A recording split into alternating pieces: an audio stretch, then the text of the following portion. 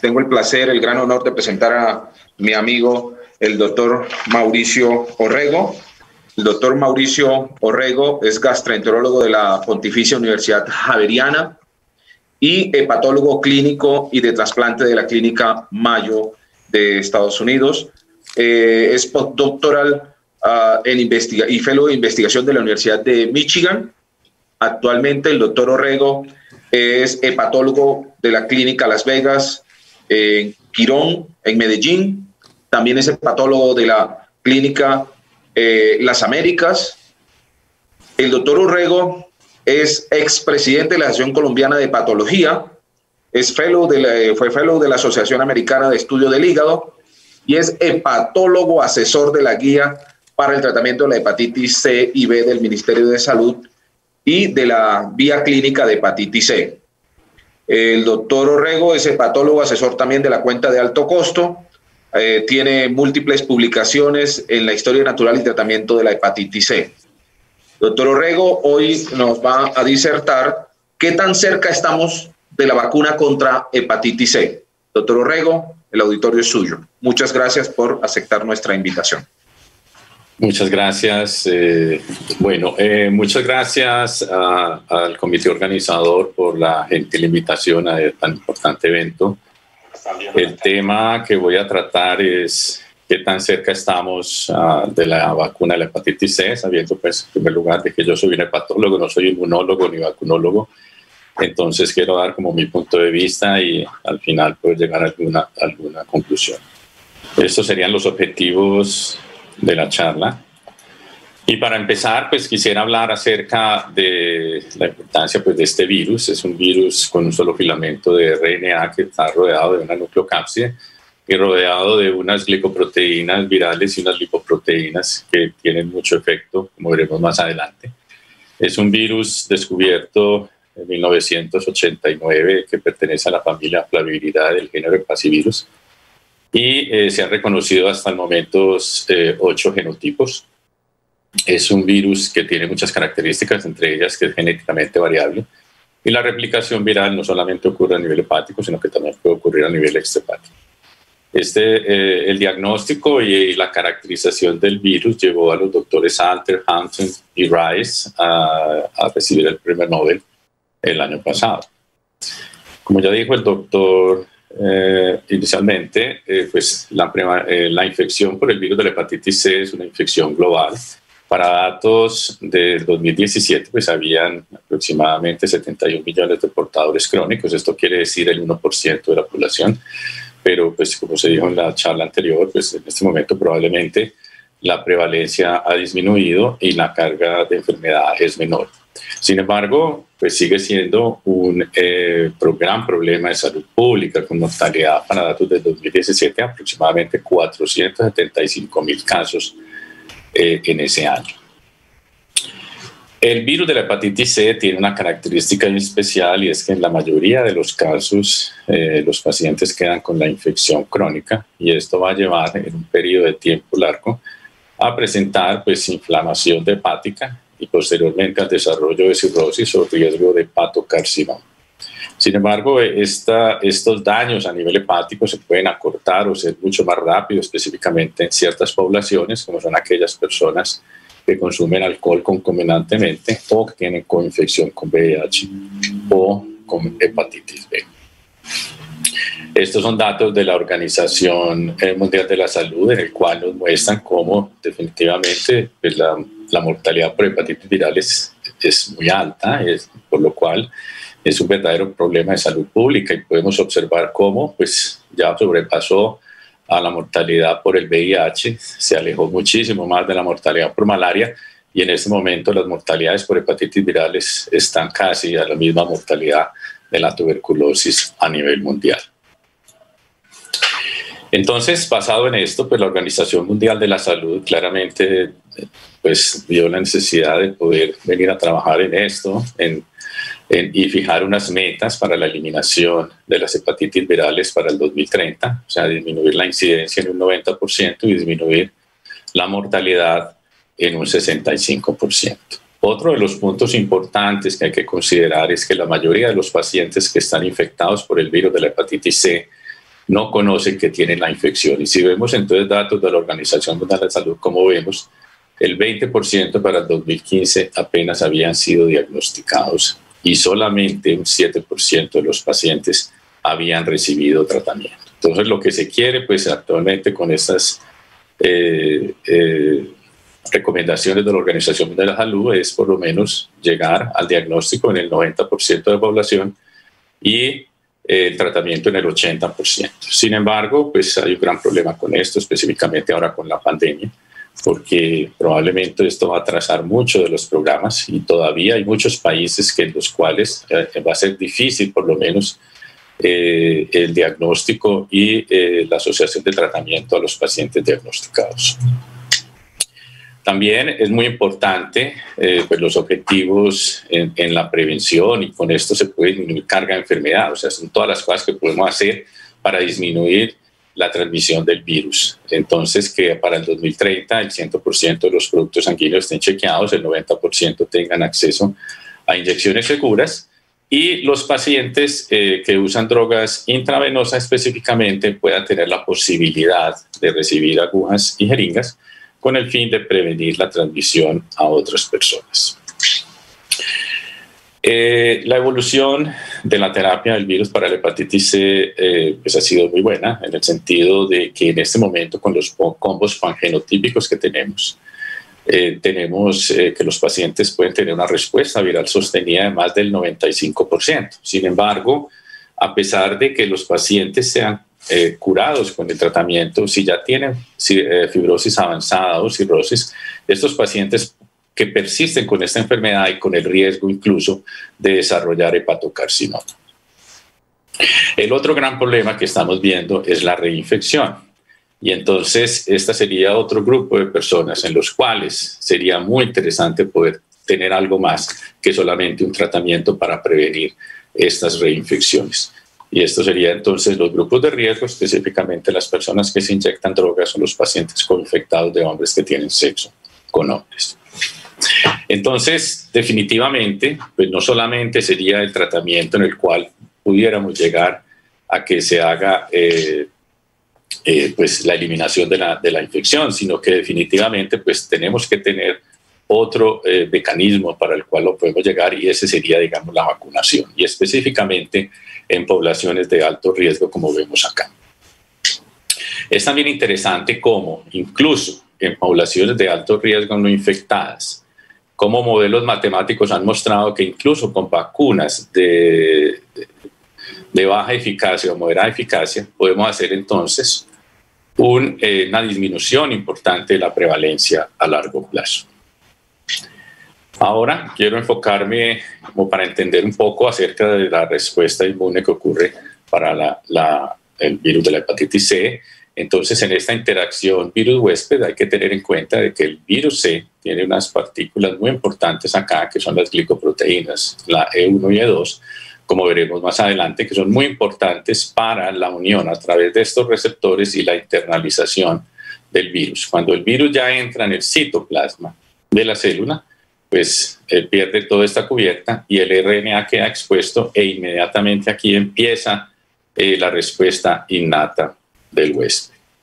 Y esta respuesta innata básicamente está dada con el fin de, a través de unos receptores, inducir la producción de interferón 1 y 3 con el fin de disminuir la replicación viral, pero generalmente aquí no se produce una esterilización del virus en la mayoría de los casos, y la activación de una de las células más importantes de la respuesta innata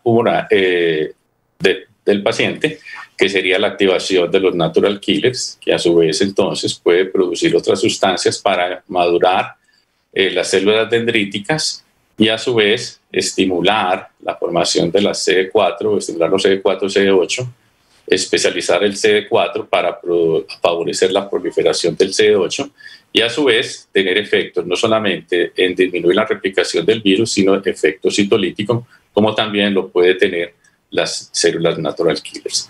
Posteriormente, la estimulación de las células B para estimular los plasmocitos y la producción de anticuerpos neutralizantes. Entonces, en esta interacción de virus huésped, lo que se ha visto, por lo menos, es que hasta un 25-40% de los pacientes pudieran aclarar la infección dentro de los primeros 12 meses. Y lo que sí se ha visto en forma interesante es como, por ejemplo, las personas que se inyectan drogas, hasta un 80% pudieran tener un aclaramiento viral luego de una segunda reinfección, y esto específicamente con el mismo genotipo. Entonces, definitivamente, pues después de una infección inicial se pueden establecer ya unas memorias inmunológicas que pudieran controlar una segunda infección a través de una respuesta inmune adaptativa protectora humoral y celular. Como dijimos, la mayoría de los pacientes con infección por el virus de la hepatitis C se van a quedar crónicos. Y esto básicamente está dado por varios puntos, y uno de los más importantes es lo que puede ocurrir es la disfunción de los linfocitos T. Podemos entonces aquí observar en cuanto a la inmunidad celular cómo cuando la inmunidad celular está intacta después de una infección por el virus de la hepatitis C y ocurre esta respuesta inmune adaptativa, pues estos CD4 y estos CD8 proliferan y tienen efecto no solamente citotóxico, sino producción en citoquinas, y pudieran entonces en ciertos pacientes favorecer el aclaramiento viral. Y ahí quedarían unas células de memoria que, si hay entonces una segunda infección, vuelven y se estimulan y pueden tener la posibilidad de actuar sobre el virus y produciendo entonces el aclaramiento del mismo. Y como podemos observar en esta segunda ronda, pues el virus no estaría, digamos, tan elevado como en la infección inicial y duraría por un tiempo más corto. Sin embargo, el otro problema que puede ocurrir, digamos, en los pacientes infectados crónicos es que por esta disfunción que ocurre generalmente a nivel de los CD4 y CD8, pues se va a producir a través de efectos antigénicos constantes de que estas células CD8 estén exhaustas y no puedan entonces desarrollar todo el efecto que quisiéramos acá, por lo cual van a quedar con la infección crónica. Quiero entonces hacer énfasis, digamos, en estas glicoproteínas, como dijimos anteriormente. Estas glicoproteínas tienen una serie de epítopes y unas regiones antigénicas muy importantes, y básicamente son los blancos de la respuesta inmune humoral. Y generalmente la neutralización mediada por anticuerpos generalmente ocurre inicialmente en los epítopes de la glicoproteína E2, posteriormente en el heterodímero E1-E2, y menor proporción en la glicoproteína E1. Aquí ya está claramente definido, y si esto se ha venido estudiando, mirándose pues en realidad cuáles son las regiones inmunogénicas de estas proteínas, específicamente la E2, en la cual se han encontrado pues ya dominios antigénicos, regiones antigénicas muy importantes, y ya se conocen anticuerpos neutralizantes y los diferentes mecanismos, por lo cual hay un conocimiento por lo menos más amplio de qué es lo que pasa en la interacción virus-huésped en los humanos a través del efecto humoral. También se conoce de que existen sustituciones de resistencia, claramente, que evitan entonces que estos anticuerpos amplios actúen adecuadamente o no puedan actuar. Y entonces el entendimiento de todas estas sustituciones de resistencia pues nos puede llevar mejor al entendimiento para poder avanzar en el desarrollo pues, de las vacunas. Uno de los puntos importantes que vemos generalmente en los pacientes, o qué es lo que está pasando específicamente con este virus, es que hay retos para el desarrollo pues, de una vacuna por el virus de la hepatitis C. Y uno de los más importantes es la diversidad genética, como dijimos anteriormente, la evasión que puede ocurrir de la respuesta inmune, y también razones económicas.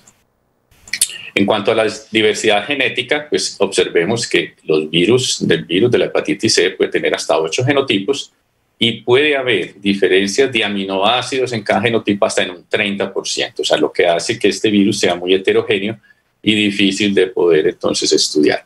Y además pueden existir hasta más de 100 subtipos, y también teniendo diferencias en aminoácidos hasta en un 15%. El otro punto importante, como dijimos, por la alta tasa de mutación que pueden tener estos virus pueden escapar y ser resistentes a la respuesta de anticuerpos y de células T. Entonces, el otro mecanismo sería la evasión de respuesta inmune adaptativa del huésped, en el cual epítopes inmunodominantes de la glicoproteína 1 pueden producir una respuesta de anticuerpos no neutralizantes. Incluso se habla acerca de cuando los diseños entonces de las vacunas es poder eliminar esta parte cuando se están haciendo las vacunas para que no hayan anticuerpos no neutralizantes durante la inducción de las vacunas. El otro es el enmascaramiento de epítopes que pueden disminuir la unión de anticuerpos neutralizantes. Otros, los mismos factores derivados del huésped pueden incluso disminuir esta actividad de los anticuerpos neutralizantes, y específicamente las apolipoproteínas y el HDL están recubriendo el virus, y también la resistencia a las proteínas transmembranas inducidas por el interferón. El otro punto también de los retos, porque es difícil llegar, es el reto económico, en el sentido económico. A pesar de que la vacuna pues, represente una herramienta muy importante para la prevención de la enfermedad, pues con un valor social muy significativo, pues definitivamente pues, generar vacunas pues, tiene menor incentivo atractivo económico para la industria farmacéutica, como lo hacen, por ejemplo, otros medicamentos. Además, el blanco demográfico actuar sobre las vacunas generalmente son poblaciones digamos, que están marginadas específicamente, como ocurre, por ejemplo, con las personas que se inyectan drogas, específicamente en las sociedades occidentales. El otro punto importante que es necesario para el desarrollo de una vacuna es que hayan modelos para la infección del virus. ¿Por qué? Porque estos son esenciales para la evaluación de los anticuerpos. Y afortunadamente ya existen cultivos de anticuerpos del virus de la hepatitis C y aislados del virus de la hepatitis C, con el cual se han utilizado o se han venido utilizando entonces para el desarrollo de vacunas. Otra parte importante es que pues, se vino utilizando animales, entre ellos el chimpancé, porque se infecta con el virus de la hepatitis C, pero en este momento por cuestiones éticas pues, se ha prohibido su utilización, pero incluso como veremos más adelante, pues hay diferencias entonces lo que pasa entre un chimpancé y un humano. También entonces se han venido utilizando ratones humanizados o transgénicos para hacer este análisis o otros pasivirus. Entonces, las estrategias para el desarrollo de una vacuna del virus de la hepatitis C se puede hacer a través de inducir una respuesta inmune mediada por célula a través de proteínas no estructurales o respuesta inmunohumoral a través de las glicoproteínas. Y está claramente demostrado de que pues, hay evidencia de que soportan vacunas pues, basadas en anticuerpos, como ocurre, por ejemplo, en los chimpancés, que al hacer inmunización pasiva con anticuerpos neutralizantes se puede proteger de la infección por cepas homólogas heterólogas y aclarar la infección aguda. E incluso también en humanos lo que sí se ha visto específicamente en aquella población que es capaz de aclarar el virus, estos pacientes presentan altos títulos y una respuesta rápida de anticuerpos neutralizantes y además también la aparición de anticuerpos neutralizantes amplios que pudieran proteger contra varios genotipos y ayudar al aclaramiento viral. Estos serían los prospectos de vacunas que hay en este momento a nivel mundial. Son vacunas de subunidad recombinante, partículas similares al virus de vectores virales, vacunas basadas en péptidos, basadas en DNA y vacunas basadas en nanopartículas. Y si vemos aquí este resumen, como podemos observar, generalmente, pues como dijimos anteriormente, los antígenos están dados básicamente para las glicoproteínas o los heterodímeros o las proteínas entonces estructurales para producir un efecto inmune, ya sea humoral o celular. Y si vemos entonces vacunas que se han utilizado específicamente en modelos que fueron los chimpancés, cómo se observa que sí se puede encontrar una protección en estos animales, pero yo quiero entonces aquí mostrarles, digamos, las vacunas que se han probado en hombres. Esta vacuna, que fue un estudio fase 1, en el cual se aplicó esta vacuna recombinante proveniente de un aislado de genotipo 1A, Se aplicó a diferentes voluntarios sanos con el fin de evaluar la presencia de anticuerpos neutralizantes cruzados. Y lo que se encuentra es que pues los pacientes que fueron vacunados fue bien tolerada. Hubo respuesta polifuncional de células TCD4. Hubo en la mayoría de los casos la inducción y la formación de anticuerpos neutralizantes, pero los anticuerpos neutralizantes amplios solamente se observó en 3 de 16 vacunados. Sin embargo, como vimos anteriormente, esto sí fue efectivo, digamos, en los chimpancés, pero digamos en los humanos pues, se demostró que sí se pueden formar anticuerpos usando vacunas en las personas que se les probó. Otro estudio que trataba de evaluar básicamente partículas virales utilizando, este es un estudio recientemente publicado pues este año en el New England Journal of Medicine, un estudio fase 1-2, doble ciego, placebo control, que evaluó pues la vacuna chimpancé adenovirus 3 en el día 0 y el refuerzo de la vacuna Bacillia Ankara modificada en el día 56 en 548 personas que se inyectaban drogas que no estaban infectados, y lo que se quería mirar con este estudio era a ver la incidencia de una infección crónica por el virus de la hepatitis C en un seguimiento a 6 meses. Entonces lo que se ve es que esta vacuna pues no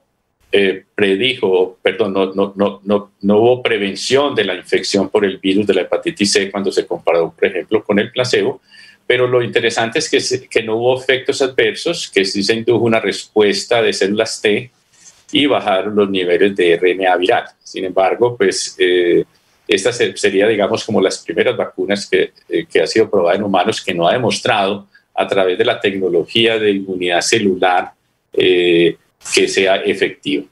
Esta vacuna no probó, porque digamos estas partículas no tienen glicoproteínas, entonces no se indujeron anticuerpos neutralizantes. Entonces uno ¿qué diría? Bueno, la vacuna ideal para la hepatitis C, ¿cuál sería? Pues aquella que me dé no solamente una respuesta inmune mediada por células T, sino que también, al parecer, tuviera respuesta inmune humoral para así poder llegar al desarrollo de una vacuna que me lleve a la prevención de la infección en los pacientes vacunados. ¿Qué hay en el futuro?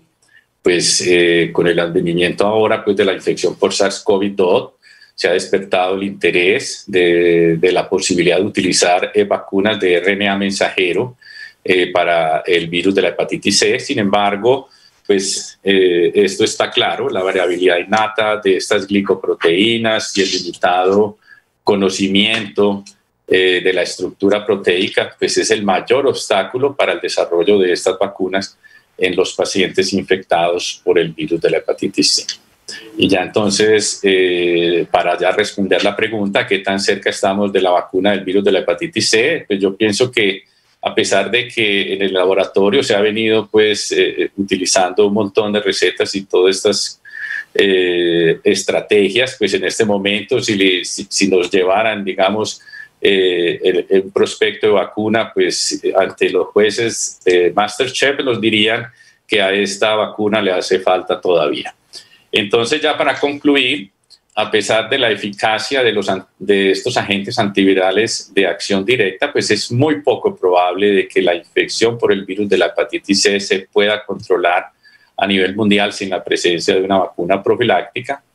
Ya se ha estado demostrado de que los anticuerpos neutralizantes pudieran proteger de la infección, que tenemos que avanzar en el conocimiento de los sitios antigénicos y que permitiera el diseño de vacunas pues, adecuadas. Y lo otro sería de que probablemente las vacunas de RNA mensajero pudieran ser una esperanza para el futuro. Muchas gracias. Muchas gracias a usted, doctor Orrego. Excelente presentación.